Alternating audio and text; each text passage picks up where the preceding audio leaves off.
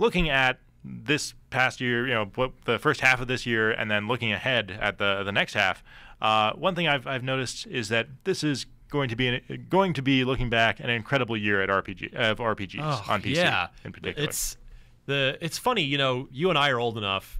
There was a time where RPGs were huge in like the 90s, and then, kind of the early mid, and then there was a time like RPGs kind of went away by and large for a long time. I wouldn't say they ever really went away, but I mean they waned in popularity. Right, absolutely, I think it's fair to say. Absolutely, I mean there have always been pretty big RPGs out there. Yeah, but not like this. Like they're just the genre has roared back. So let me just go down a couple of the big ones that we've seen this year. Yeah, Pillars of Eternity, good game. The Dragon Age Inquisition, Jaws of Hakan, like that. IGN's core was IGN's game of the year for last year.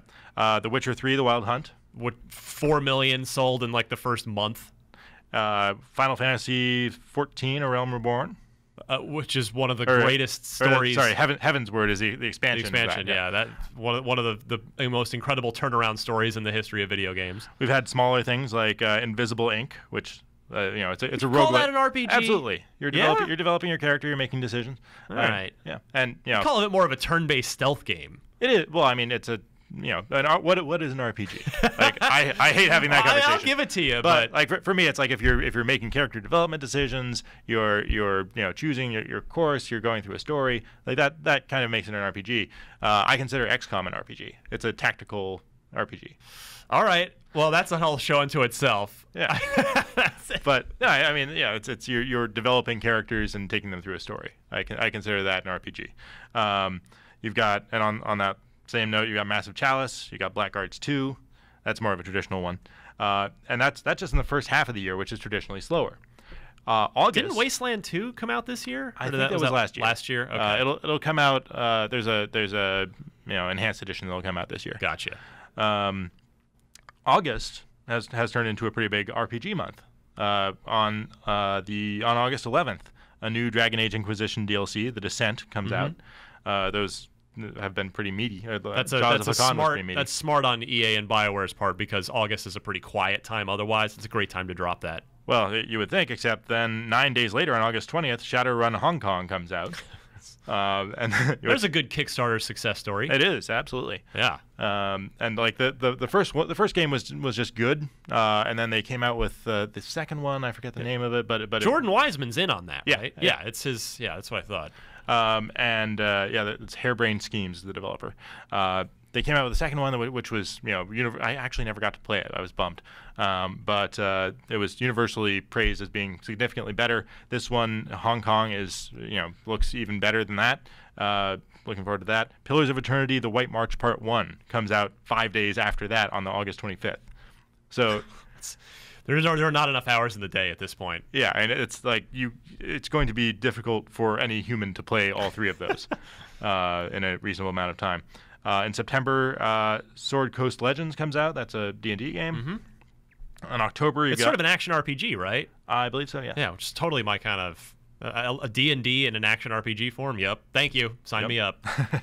Then you've got in October, Tales of Zestiria is it's on PC Big now. Series, those Tales games. You've got the Star Wars: The Old Republic, Knights of the Fallen Empire expansion. Had an awesome trailer. And what I like about that, now that I have a modern PC, I've been for years since it came out, as someone who loves Knights of the Old Republic, I've had friends tell me, you got to play the Old Republic. It's basically KOTOR like 3 through 7. Well, it has a bunch of great story stuff in it. Right, but and it's sort of soloable, I'm told as well. If I can't run down friends, but what I like about this new expansion is you can just get a level 60 character and just like dive right in, which is hugely appealing for someone like me that would just be jumping into the game for the first time. Yeah, and you kind of want to skip the level grind. That's what drove me away, is just the grind. I don't have time for that. I have a 4-year-old and too much going on. So I love the skip the grind. It's November. You got Fallout 4 and XCOM 2. And then we've got the TBDs, which are the World of Warcraft Legion expansion, which to be delayed, hopefully, because going up against. I guess they said it's going to beta this year, not necessarily coming out this year. Right. I'll be kind of surprised if it actually comes out this year. Guild Wars 2 also has an expansion called Heart of Thorns. Guild Wars 2 still going strong. And Darkest Dungeon, which is in early access now and a lot of fun now. Yeah. I played a bunch of it just to because it was getting a lot of buzz. It's a lot of fun. But then I kind of swore off of it until Final comes out because I early access I have very mixed feelings about. I'm with you on that. Like playing a game, you only get one first impression. Exactly. And playing a game before it's done and complete, like you can kind of burn out on the ideas in there and the novelty of them before they're at their best. Yeah. Which is kind of a shame to do. Yeah, I love that early access exists for those that want to get really invested and help sort of polish up the game and maybe contribute to making it better in some small way. But yeah, for me, again, it goes back to, I have a full-time job, I have a young family, and so my gaming time is limited. I don't want to spend it playing unreleased broken things. I want to play the release broken Give me the things. final polished product. I will wait for it. There's 6 million other games I can play in the meantime. When your game is done and polished and out, I'm happy to jump into it then. Yep. And by all means, finish it before you release it. Yeah, and if you are someone who plays early access games, thank you for making it better for me later. I do appreciate it. Yeah, that's the paying beta testers. Yeah.